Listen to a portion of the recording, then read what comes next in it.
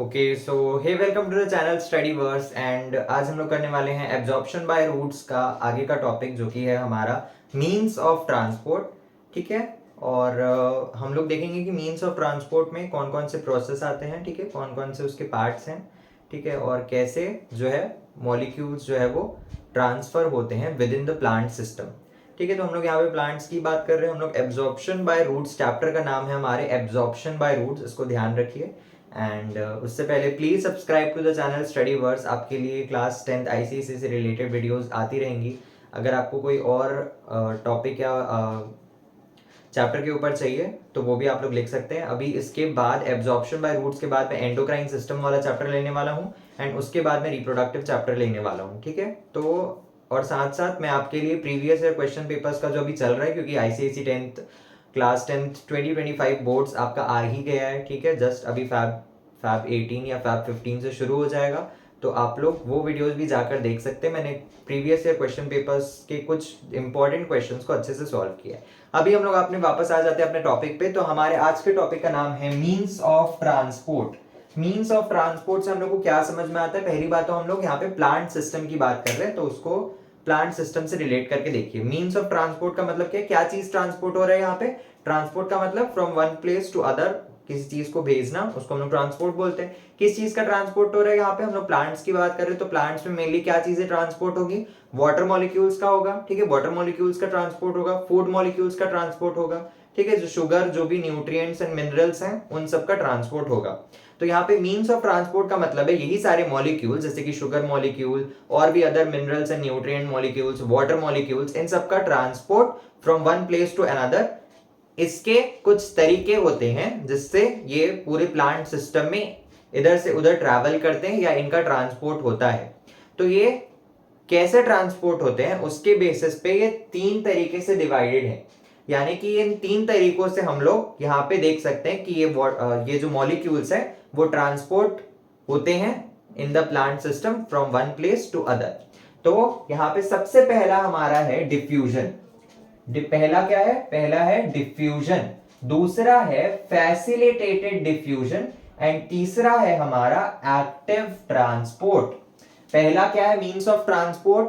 पहला है diffusion, second है facilitated diffusion and third is the active transport. ठीक है, अभी सबसे पहला हम लोग देखने वाले हैं डिफ्यूजन, कि डिफ्यूजन क्या होता है, वो किस पे डिपेंडेंट है और डिफ्यूजन से कैसे जो है मॉलिक्यूल्स जो है वो ट्रैवल करते हैं या उनका ट्रांसपोर्ट होता है। तो सबसे पहले हम लोग देख लेते हैं डिफ्यूजन का डेफिनेशन। डिफ्यूजन क्या होता है? It is the movement of molecules. अब यहाँ पे मॉलिक्यूल्स में क्या हो सकता है? यहाँ पे मॉलिक्यूल्स में क्या हो सकता है? मॉलिक्यूल्स कौन कौन से हो सकते हैं? गैस मॉलिक्यूल हो सकता है, सॉलिड मॉलिक्यूल हो सकता है, या फिर वाटर मॉलिक्यूल हो सकता है। कौन कौन से मॉलिक्यूल्स की बात कर रहा हूं मैं यहाँ पे? गैस हो सकता है, सॉलिड हो सकता है, या फिर वाटर मॉलिक्यूल्स हो सकते हैं। लेकिन जब वाटर मॉलिक्यूल्स का ट्रांसपोर्ट होता है या वाटर मॉलिक्यूल्स का डिफ्यूजन होता है, तब हम लोग उसको एक और टर्म दे देते हैं जिसको हम लोग ऑस्मोसिस बोलते हैं। ठीक है, ऑस्मोसिस को हम लोग आगे देखेंगे, आगे की वीडियोस में आएगा। तो मैं यहाँ पे अभी बता दे रहा हूँ कि वाटर, जब डिफ्यूजन जो है वो वाटर मॉलिक्यूल्स का होता है, तब हम लोग उस प्रोसेस को ऑस्मोसिस बोल देते हैं। तो यहाँ पे मैं बता रहा हूं कि it is the movement of molecules. Diffusion क्या है? It is the movement of molecules. कैसे मॉलिक्यूल्स? गैस, सॉलिड और वाटर मॉलिक्यूल्स। ठीक है, they are the movement of molecules from high concentration to low concentration, from high concentration to low concentration. इसका क्या मतलब है? यानी कि जब हम लोग यहाँ पे दो मॉलिक्यूल्स रख रहे हैं, ठीक है, सपोज कि यहाँ पे एक ऐसे कंटेनर है, ठीक है, एक कंटेनर है जिसमें पानी भरा हुआ है, बहुत सारा पानी भरा हुआ है। ठीक है, एक कंटेनर है जिसमें बहुत सारा क्या भरा हुआ है? पानी भरा हुआ है। अब यहाँ पे क्या हो रहा है? यहाँ पे एक छोटा सा मैंने CuSO4 का टुकड़ा डाल दिया। CuSO4 का, ये क्या है? CuSO4 यानी कॉपर सल्फेट। इस कंटेनर में बहुत सारा क्या भरा हुआ है? पानी भरा हुआ है। इस कंटेनर में बहुत सारा वाटर भरा हुआ है। इसमें मैंने छोटा सा CuSO4 यानी कॉपर सल्फेट का टुकड़ा डाल दिया या एक पीस डाल दिया। तो अब क्या होगा? यहाँ पे जो है मूवमेंट ऑफ मॉलिक्यूल होगा। कौन से मॉलिक्यूल का? From higher concentration to lower concentration. ठीक है, from higher concentration to lower concentration. कैसे होगा यहां पे? अगर मैं बात करूं यहां पे, अब हाई कंसेंट्रेशन और लो कंसेंट्रेशन में मैंने पहले भी बताया हुआ है कि दो कंसेंट्रेशन हम लोग देखते हैं। कौन से दो कंसेंट्रेशन देखते हैं? पहला एक होता है हमारा सॉल्ट का कंसेंट्रेशन, ठीक है, एक होता है सॉल्ट कंसेंट्रेशन और एक होता है वाटर कंसेंट्रेशन। एक होता है वाटर कंसेंट्रेशन, ठीक है, एक होता है वाटर कंसेंट्रेशन। तो अब यहां पे क्या होगा? ठीक है, सॉल्ट कंसेंट्रेशन होता है, एक वाटर कंसेंट्रेशन होता है, और ये दोनों कैसे रिलेटेड है? Salt concentration is inversely proportional to water concentration. ठीक है, यानी जहां सॉल्ट कंसेंट्रेशन ज्यादा होगा वहां वाटर कंसेंट्रेशन कम होगा, जहां वाटर कंसेंट्रेशन ज्यादा होगा वहां सॉल्ट कंसेंट्रेशन कम होगा। तो जब हम लोग ऑस्मोसिस की बात करेंगे तब हम लोग क्या बोलेंगे? हम लोग वाटर कंसेंट्रेशन को तब देखेंगे, और जब हम लोग यहाँ पे डिफ्यूजन की बात कर रहे हैं तो हम लोग मेनली सॉल्ट या मिनरल कंसेंट्रेशन देखते हैं। तो अगर मैं बात करूं, यहाँ पे वाटर है, यहाँ पे छोटा सा CuSO4 है, तो यहाँ पे ज्यादा वाटर है, यानी वाटर का कंसेंट्रेशन कैसा है? यहाँ पे वाटर कंसेंट्रेशन जो है वो ज्यादा है। ठीक है, वाटर कंसेंट्रेशन ज्यादा है, तो इसका मतलब क्या हो गया कि सॉल्ट का कंसेंट्रेशन या मिनरल कंसेंट्रेशन यहाँ पे क्या हो गया? कम हो गया। यहाँ पे इस केस में क्या हो गया? सॉल्ट का कंसेंट्रेशन कैसा हो गया? कम हो गया। ठीक है, अब अगर मैं CuSO4 की बात करूं तो CuSO4 में जो मिनरल कंसेंट्रेशन है, ठीक है, सॉल्ट या मिनरल कंसेंट्रेशन दोनों बोल सकते हैं, तो CuSO4 में यहाँ पे मिनरल कंसेंट्रेशन जो है वो कम है, सॉरी ज्यादा है, मिनरल कंसेंट्रेशन जो है वो ज्यादा है। तो यहाँ पे क्या हो गया? हमारा वाटर कंसेंट्रेशन जो है वो कम हो गया। यहाँ पे वाटर कंसेंट्रेशन जो है वो कम हो गया। अब क्या बोल रहे हैं यहाँ पे? हम लोग को क्या लिखा है डिफ्यूजन की डेफिनेशन में? Movement of molecule from higher concentration to lower concentration. मैंने बोला डिफ्यूजन में हम लोग क्या देख रहे हैं? या तो सॉल्ट कंसेंट्रेशन या फिर मिनरल कंसेंट्रेशन। तो यहाँ पे अगर हम लोग देखें high concentration to low concentration जो है वो मूवमेंट होगा मॉलिक्यूल्स का। तो CuSO4 की अगर मैं बात करूं तो यहाँ पे हम लोग देखेंगे मिनरल कंसेंट्रेशन ज्यादा है, मतलब हायर कंसेंट्रेशन है, और यहाँ पे वाटर में अगर हम लोग देखें सॉल्ट कंसेंट्रेशन कम है या मिनरल कंसेंट्रेशन कम है, तो यहाँ मतलब लो कंसेंट्रेशन। तो मूवमेंट ऑफ मॉलिक्यूल, मॉलिक्यूल जो वो कैसे मूव करेगा?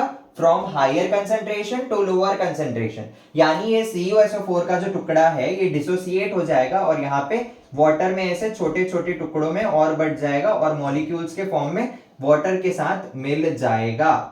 इसी प्रोसेस को, जहां पे movement of molecules from higher concentration to lower concentration, इस चीज को हम लोग बोलते हैं डिफ्यूजन।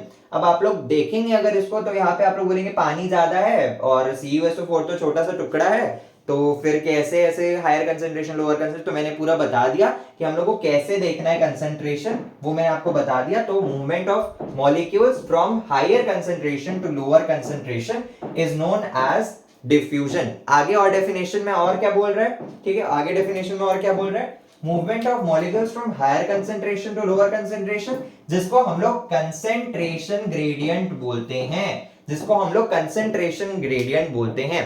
देखो, कंसेंट्रेशन ग्रेडियंट जो है वो एक काफी इंपॉर्टेंट टर्म है। अभी जितना भी हम लोग आगे टॉपिक्स पढ़ेंगे उसमें कंसेंट्रेशन ग्रेडियंट ये टर्म आएगा ही आएगा। तो कंसेंट्रेशन ग्रेडियंट क्या होता है?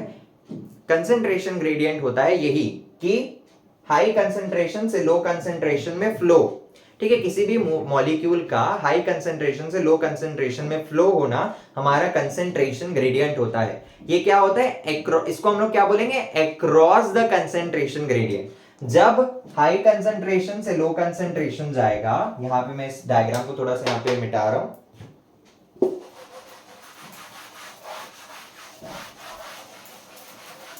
ठीक है, अच्छे से देखो। जब यहां पे क्या हो रहा है, हाई कंसेंट्रेशन से लो कंसेंट्रेशन में जाएगा, ठीक है, लो कंसेंट्रेशन में जाएगा, तो मैं इस चीज को क्या बोलूंगा? मैं इसको बोलूंगा across the concentration gradient. Across concentration gradient, मैं इसको क्या बोल रहा हूं? Across the concentration gradient. ठीक है, और ये CONC डॉट, इसका मतलब कंसंट्रेशन होता है, तो समझ लो इसको, ये इसका शॉर्ट फॉर्म है, ठीक है। कंसंट्रेशन कौन लिखते बैठे रहेगा, पूरा एग्जाम में आपको पूरा लिखना रहेगा, एग्जाम में शॉर्ट फॉर्म बिल्कुल भी यूज मत करना। बोर्ड्स एग्जामिनेशन में आपको शॉर्ट फॉर्म बिल्कुल भी यूज नहीं करना है, हर चीज को आपको पूरा पूरा लिखना है। कई बार बच्चों की नोट्स बनाते समय ये आदत हो जाती है, वो शॉर्ट फॉर्म में लिखते, तो एग्जाम में भी कई बार शॉर्ट फॉर्म लिख के आ जाते हैं, आपको मार्क्स आपके वहां पे कट जाएंगे, ठीक है। तो आपको शॉर्ट फॉर्म नहीं लिखना एग्जाम में, मैं आपको यहाँ पे जल्दी जल्दी इजी वे के लिए, आपको नोट्स बनाने के लिए, शॉर्ट नोट्स के लिए आप लोग यहाँ पे शॉर्ट फॉर्म लिख सकते हैं। तो जब हाई कंसेंट्रेशन से लो कंसेंट्रेशन जाएगा तो मैं इसको बोलूंगा अक्रॉस द कंसेंट्रेशन ग्रेडियंट। जब लो कंसेंट्रेशन से हाई कंसेंट्रेशन जाएगा तो आप लोग बोलेंगे कि जब डेफिनेशन डिफ्यूजन का बोल रहे हैं कि हाई टू लो ही जाता है, हाई टू लो ही जाता है, तो वही होगा, हमेशा अक्रॉस द ग्रेडियंट होगा, ऐसा नहीं होता है। कई बार क्या होता है, एनर्जी यूज करके, एनर्जी क्या होता है, एटीपी, ठीक है। एनर्जी कैसे फॉर्म में, एटीपी फॉर्म में पाया जाता है प्लांट्स में। तो एटीपी फॉर्म में जब एटीपी यूटिलाइज करके कई बार क्या होता है, लो कंसेंट्रेशन से हायर कंसेंट्रेशन में भी जाता है, ठीक है, जो कि हम लोग देखेंगे आगे एक्टिव ट्रांसपोर्ट में, ठीक है। उसको अब लोग अभी नहीं देखते। तो अभी मैं आपको बस ये बता रहा हूं कि अगर मैं बोलूंगा कि हाई कंसेंट्रेशन से लो कंसेंट्रेशन जा रहा है, तो मैं उस टर्म को बोलूंगा अक्रॉस द ग्रेडियंट। ये सब टर्मिनोलॉजी है and this has to be very clear, ठीक है, this has to be very clear. नहीं तो कोई बोलेगा कि अक्रॉस द ग्रेडियंट जा रहा है ऐसे करके, तो आप लोग तो कंफ्यूज हो जाएंगे, अक्रॉस द ग्रेडियंट ये क्या होता है। तो अक्रॉस द ग्रेडियंट तब होगा जब movement of molecule from higher concentration to lower concentration. जब लो कंसेंट्रेशन से हाई कंसेंट्रेशन में जाएगा, जब लो कंसेंट्रेशन से हाई कंसेंट्रेशन में जाएगा, तो इसको मैं बोलूंगा अगेंस्ट द ग्रेडियंट। इसको मैं क्या बोलूंगा, against the gradient, against concentration gradient. इसको मैं क्या बोलूंगा, अगेंस्ट कंसेंट्रेशन ग्रेडियंट, ठीक है। तो ये होता है हमारा टर्मिनोलॉजी हो गया, across the concentration gradient, against the concentration gradient, ठीक है। अब हम लोग आगे बढ़ते हैं। नेक्स्ट और क्या लिखा हुआ है डेफिनेशन में, विदाउट यूज ऑफ एनर्जी। यहाँ पे डिफ्यूजन में जो है एनर्जी का यूटिलाइजेशन नहीं होता है, एनर्जी का यूज नहीं होता है, यानी मैं क्या बोल रहा हूँ, नो एटीपी यूटिलाइजेशन, यानी यहाँ पे एटीपी का यूटिलाइजेशन नहीं हो रहा है। एटीपी क्या है, वो एक एनर्जी का फॉर्म है। एटीपी का फुल फॉर्म होता है एडेनोसाइन ट्राइफॉस्फेट। क्या होता है एटीपी का फुल फॉर्म, एडेनोसाइन ट्राइफॉस्फेट। क्या होता है, एडेनोसाइन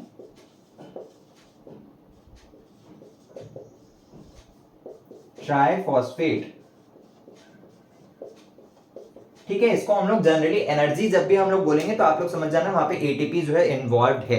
एनर्जी जब भी मैं बोलूंगा तब मतलब वहां पे एटीपी इन्वॉल्व है। लेकिन डिफ्यूजन प्रोसेस में हम लोग देखेंगे कि एनर्जी का कोई काम नहीं है, मतलब एटीपी जो है वो यूटिलाइज नहीं हो रहा है। अब हम लोग डेफिनेशन को एक बार पूरा फिर से पढ़ते हैं। क्या है, movement of molecules such as gas, solid and water from high concentration to low concentration, यानी across the concentration gradient without the use of energy, that is no ATP utilization, and this process is known as diffusion.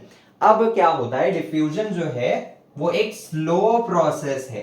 क्यों slow है भाई, क्योंकि वो energy utilise नहीं कर रहा है, वो धीरे धीरे जो है मूवमेंट करेगा, वाटर धीरे धीरे मूव करेगा मॉलिक्यूल्स को from one place to another, from high concentration to low concentration. वो कैसे धीरे धीरे मूव करेगा मॉलिक्यूल्स को, क्यों, क्योंकि वहां पे एनर्जी का यूज नहीं हो रहा है, ठीक है, एटीपी का यूटिलाइजेशन नहीं हो रहा है, इसीलिए ये एक स्लो प्रोसेस है। इसीलिए यहाँ पे दो और जो है हमारे ट्रांसपोर्ट के मीन्स हैं, ठीक है, और भी तरीके से ट्रांसपोर्ट इसी कारण होते हैं। तो डिफ्यूजन क्या है, वो एक स्लो प्रोसेस है, याद रखना। अब डिफ्यूजन जो है वो कुछ टर्म्स में डिपेंड करता है। एक बार मैं देख लूं वीडियो बन रहा है कि नहीं,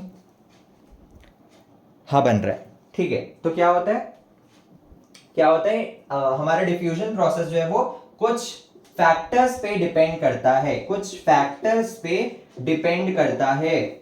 कौन से फैक्टर्स में डिपेंड करता है, यहाँ पे हम लोग देखते हैं। पहला है concentration gradient. Obviously concentration gradient क्या है, मैंने बता दिया, ठीक है, यानी कि जब हाई कंसंट्रेशन से लो कंसंट्रेशन में फ्लो करेगा मॉलिक्यूल तभी डिफ्यूजन होगा। कैसे, कंसंट्रेशन ग्रेडियंट और high concentration to low concentration, तब ही जो है वो डिफ्यूजन जो है वो होगा, ठीक है। यानी जितना ज्यादा हाई कंसंट्रेशन होगा और जितना ज्यादा लो कंसंट्रेशन होगा उतना ज्यादा डिफ्यूजन होगा, उतना ज्यादा डिफ्यूजन होगा। नेक्स्ट अगर मैं बोलूं तो क्या होता है, परमिएबिलिटी ऑफ मेम्ब्रेन।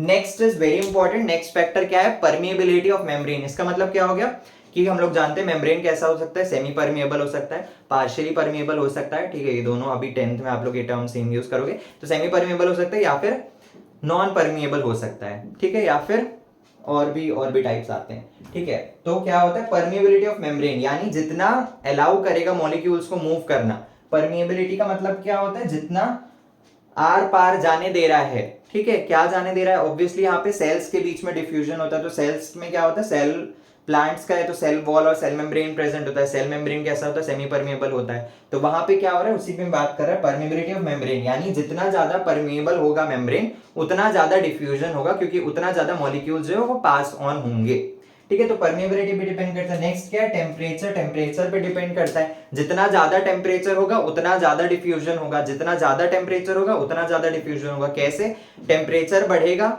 तो जो मॉलिक्यूल्स हैं उनकी काइनेटिक एनर्जी बढ़ेगी, ठीक है। टेम्परेचर बढ़ेगा तो मॉलिक्यूल्स की काइनेटिक एनर्जी बढ़ेगी, काइनेटिक एनर्जी बढ़ेगी मतलब मॉलिक्यूल्स का मूवमेंट बढ़ जाएगा। अब डिफ्यूजन क्या है, मूवमेंट है, तो जब मूवमेंट बढ़ रहा है तो डिफ्यूजन भी बढ़ेगा, यानी इन शॉर्ट टेम्परेचर